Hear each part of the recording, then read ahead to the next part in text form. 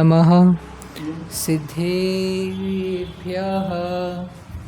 नमो अरियन्ताणं नमो सिद्धाणं नमो हायरियाणं नमो अज्जायाणं नमो लोए सव्वसाहुणम्। करता है, यह भी सत्य है कि धन के अभाव में वह स्वजीविका एवं अतिथि सत्कार कैसे कर पाएगा। व्यवहार धर्म के लिए श्रावक के पास उचित संपत्ति का होना अनिवार्य है। धनहीन गृहस्थ पशुओं जैसे अपमान एवं दरिद्रता के दुख को भोगता है। धनहीन गृहस्थ की आत्म पीड़ा को वही जानता है। प्रज्ञजनों को आय व्यय पर विवेक पूर्वक विचार करना चाहिए। जो गृहस्थ आय व्यय में विचार कुशल नहीं है, उसका जीवन दुख के साथ ही निकलता है। इसीलिए आय को देखकर ही व्यय करना चाहिए। अर्थशास्त्र के बोध के लिए दिगंबर जैन मुनि के कमंडल को देखो।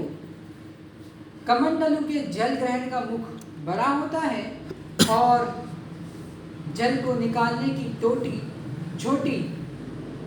इसी प्रकार से अर्थ संग्रह अधिक हो और व्यय उससे कम हो। अर्थ संग्रह आवश्यक है श्रावक के लिए।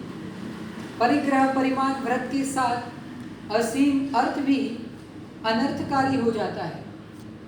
अर्थवान के साथ दयावान तथा दानवान भी होना चाहिए। पुण्यात्मा धनवानों के द्वारा ही तो तीर्थ स्थान एवं साधु महात्माओं की धर्म साधना की रक्षा होती है।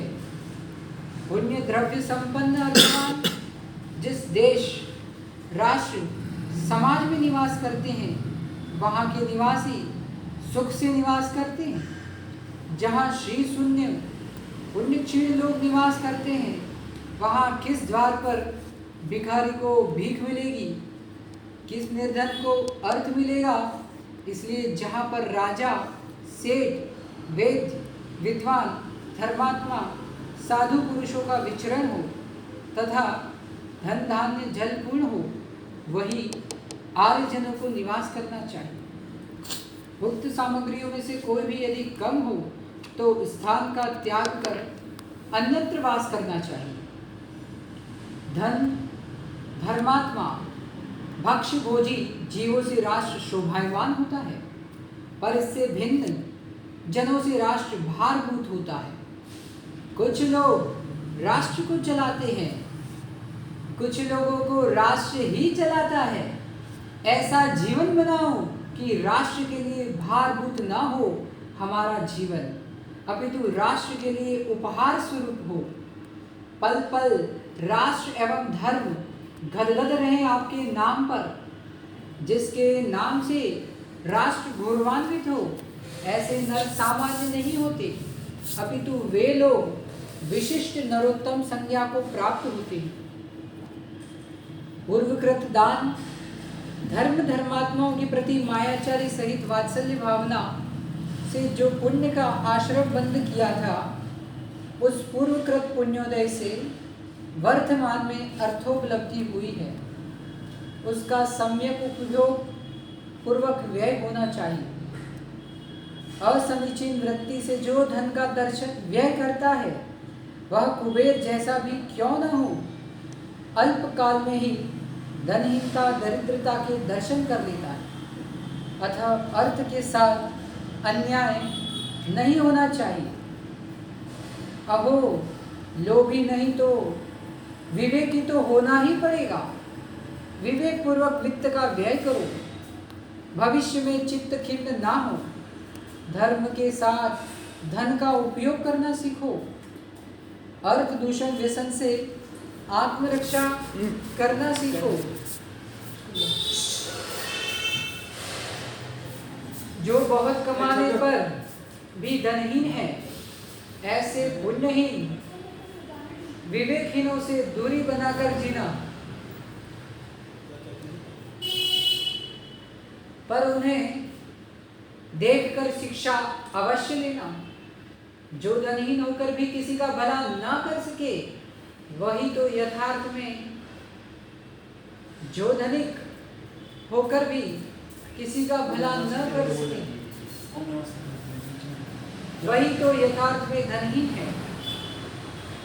अर्धदृश्यम व्यसनी जीव लोक में जीवन हीनता के साथ कंगाली का जीवन जीते हैं, जिन्हें धन संग्रह करने का सत्यार्थ बोध नहीं है। वे आय कम करते हैं और उसे भी अभक्ष्य भोजन, अपेय पेय, असेव्य सेवन, सुरा सुंदरी के भोग में व्यर्थ ही गवा देते हैं। जो कुक्षेत्रों, कुतीर्थों, कुपात्रों में ध्यान वे करते हैं, वे अर्थ दूषण व्यसनी हैं। जो दुष्कर्मियों के मध्य अपने द्रव्य को लगा रहे हैं, भोग भोजन से भिन्न, जिन्हें अन्य कुछ नहीं दिखता, वे धनपति ही भी कुछ ही दिनों में कंगाल हो जाते हैं। अहो प्रज्ञात्मन, अपात्र कुपात्रों में, दुर्व्यसनों में, पंचेंद्रियों के अमर्यादित सुख भोगों में जीवन एवं धन दोनों का अपव्यय मत करो। जीवन में धर्म एवं यश के साथ जीवित रहना है तो संयमित जीवन जियो। धनवानों, विद्वानों, यशवानों के मध्य यशवान बनकर वे ही अर्थवान रह पाते हैं जो सदा चारित्रवान रहते हैं।